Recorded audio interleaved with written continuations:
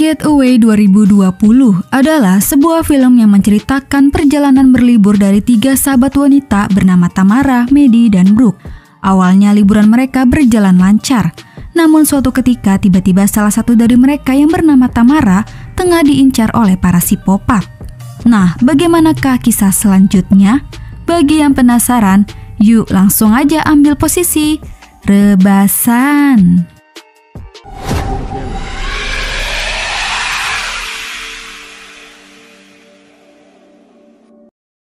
Film ini diawali dengan memperlihatkan seorang wanita bernama Tamara. Saat itu sepertinya Tamara tengah bersiap-siap untuk bepergian. Di rumahnya terdengar suara radio sedang menyiarkan berita kejahatan yang belakangan ini sering terjadi, di mana banyak sekali wanita yang hilang korban penculikan. Kemudian, di saat Tamara hendak pergi, kebetulan seorang polisi bernama Jerry datang menghampiri. Sebenarnya Tamara adalah gebetannya Jerry. Jerry datang membawakan kopi untuk Tamara sambil membicarakan tentang kencan mereka selanjutnya. Namun terlihat Tamara sangat sibuk. Dia meminta maaf dan mengatakan kepada Jerry bahwa dia akan melakukan perjalanan bersama teman-temannya.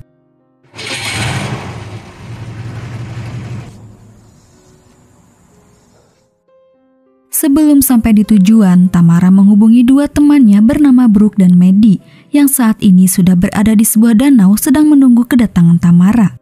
Namun saat di tengah-tengah perjalanan, sialnya Tamara lupa dengan kondisi bahan bakar mobil. Akibatnya tiba-tiba mobilnya berhenti karena kehabisan bensin. Belum sempat meminta bantuan, sebuah mobil truk berhenti di dekat mobil Tamara. 2 orang pria keluar dari mobil. Mereka bernama Murph dan Kip.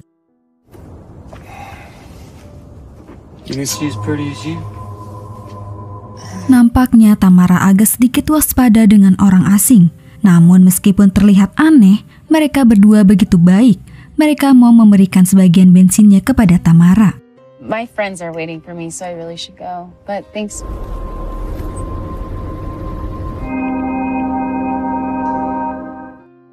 Singkat waktu, akhirnya Tamara tiba dan bergabung dengan Maddie dan Brooke. Mereka pun menikmati waktu dengan bersenang-senang. Brooke sempat merayu 2 orang pria agar bisa mendapatkan minuman gratis. Cheers. Let's get stoned. Yes. Namun setelah mereka selesai bersenang-senang dan beranjak pergi menuju tempat penginapan, dari sisi lain terlihat seseorang tengah mengawasi.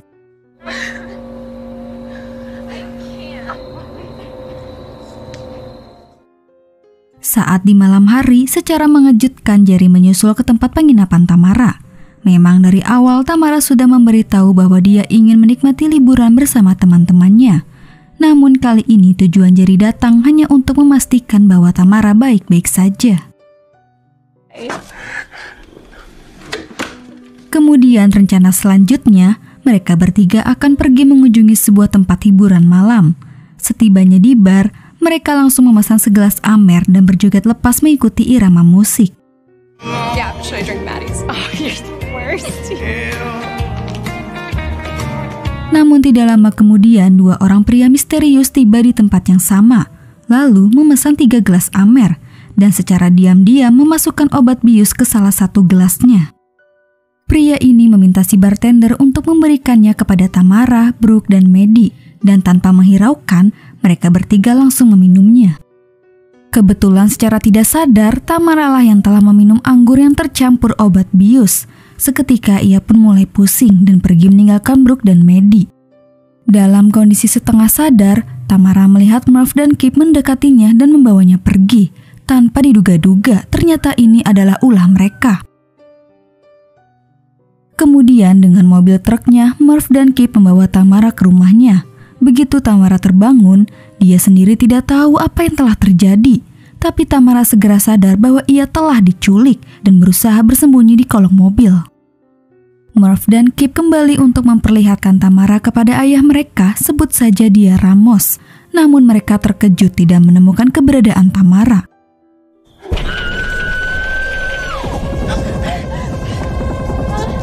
Tamara berusaha melarikan diri, tapi hal itu sia-sia. Ayah dan anak ini benar-benar psikopat. Kemudian mereka pun mengikat Tamara dan menempatkannya di sebuah gudang. Ramos mengatakan kepada Tamara bahwa hal yang mereka sedang lakukan ini adalah suatu kewajiban keluarga, membawa gadis-gadis untuk membantunya bisa mencapai surga. Mendengar hal itu, Tamara juga mengatakan bahwa dia juga memiliki keluarga yang mempunyai kewajiban untuk mengutuk orang-orang seperti mereka.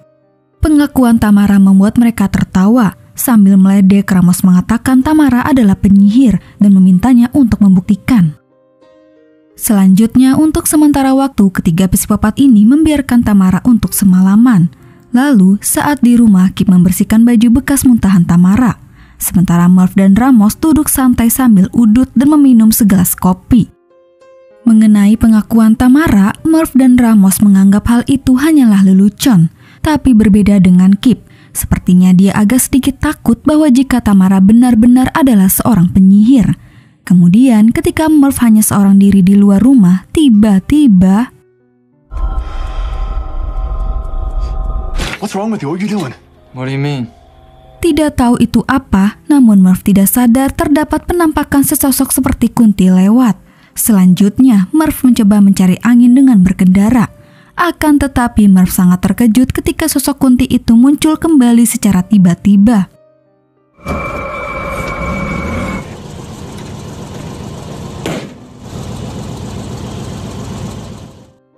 Setelah keluarga psikopat ini makan malam, Ramos segera melakukan ritual anehnya. Terlihat dia membuka kotak yang berisi beberapa rambut asli wanita, lalu menggunakannya untuk memuaskan diri. Namun tiba-tiba dia terganggu oleh suara dorongan pintu. Hal itu pun membuat dia marah. Ramos memarahi kedua anaknya, mengira mereka yang telah mengganggunya. Namun begitu dia kembali melanjutkan ritual,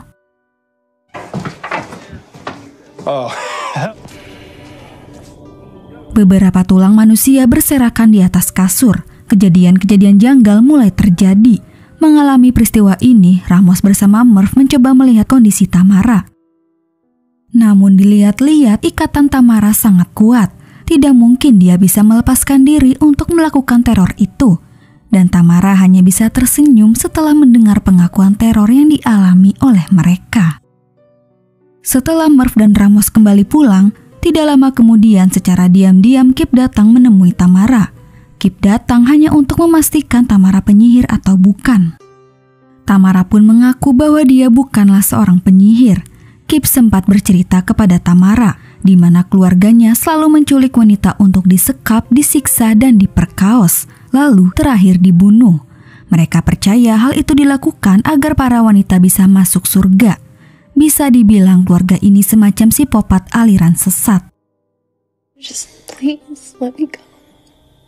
No, Kip, come back. Kemudian di saat mereka tengah beristirahat tidur, sosok Kunti kembali muncul untuk mengganggu Murph. Ternyata itu hanyalah mimpi. Namun saat itu mereka bertiga dikagetkan dengan beberapa poster wanita hilang yang tertempel di tembok dengan sebuah tulisan, "Apakah kau merindukan kami?" Bisa disimpulkan dari poster wanita hilang itu, mereka sudah melakukan banyak penculikan dan pembunuhan terhadap wanita. Sekarang mereka benar-benar percaya bahwa Tamara adalah penyihir. Besoknya Murph, Kip, dan Ramos membawa Tamara keluar dan mereka berencana untuk membersihkan Tamara, menghilangkan kekuatan sihirnya.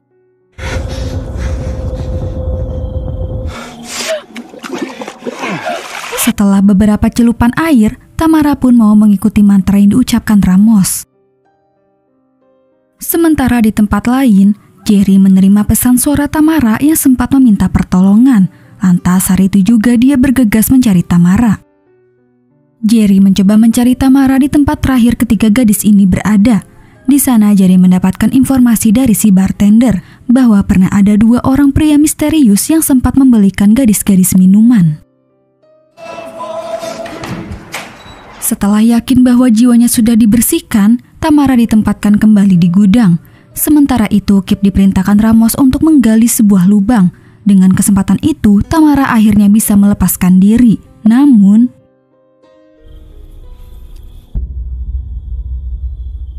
dengan sebuah senjata garpu rumput, Tamara mencoba mendesak Kip, meyakinkannya bahwa dia bukanlah pekerja Tuhan. melainkan hanya seorang budak setan yang dimanfaatkan oleh ayahnya. Devil slave. Sepertinya Kip memang anak yang polos. Mendengar hal itu, Kip tidak bisa menerima kenyataan. Akhirnya dia bundir untuk membuktikan bahwa dia malaikat dan bisa segera masuk surga. No! Segera Tamara mengambil pisau Kip untuk membuka ikatannya. Namun peristiwa itu diketahui oleh Murph. Akhirnya terjadilah kejar-kejaran. Murph mengejar Tamara sampai masuk ke dalam hutan. Sementara itu di rumah, Ramos mendengar suara-suara aneh yang mendorongnya untuk menemukan jasad Kip.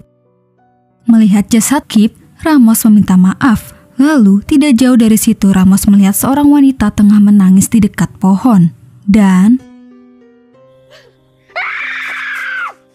usut punya usut, ternyata selama ini Brooke dan Maddie yang telah membuat teror.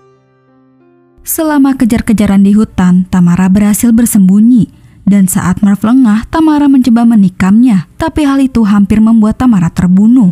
Sampai akhirnya Tamara pun berhasil membuat Murph pingsan.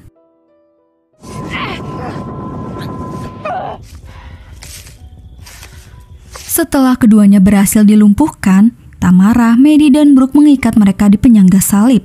Lalu, mulut keduanya pun disumpal menggunakan celana dalam. Ketiga gadis ini mengungkapkan sesuatu tentang gadis-gadis yang menghilang, di mana mereka mengetahui kejahatan itu dilakukan oleh keluarga psikopat ini. Terlihat para gadis menikmati kesenangan dari kondisi Ramos dan Murph yang tak berdaya. Selanjutnya mereka memulai sebuah permainan bernama 16 Malaikat, di mana 16 malaikat adalah jumlah para korban wanita yang telah mereka culik. Mereka akan menjauh dalam hitungan 16 detik. Dan selama waktu berjalan, Ramos dan Murph diberikan kesempatan 1 detik untuk meloloskan diri. Memang seperti dipermainkan, keduanya pun harus berakhir tewas tertembak. Setelah semuanya sudah berakhir, Jerry tiba untuk segera memberi pertolongan. Pada adegan terakhir, scene memperlihatkan Tamara dan Maddie sudah berada di rumah. Di laptopnya, Tamara menerima pesan dari Brooke, sebuah poster orang hilang. Keduanya pun tertawa sambil mengatakan perjalanan para gadis. Dan film pun selesai. Itulah alur cerita dari film Getaway. Oke guys, cukup sampai di sini dulu ya. Terima kasih yang udah nonton, semoga kalian sehat selalu. Dan jangan lupa subscribe channel Adesis. Sampai jumpa di video selanjutnya. Bye!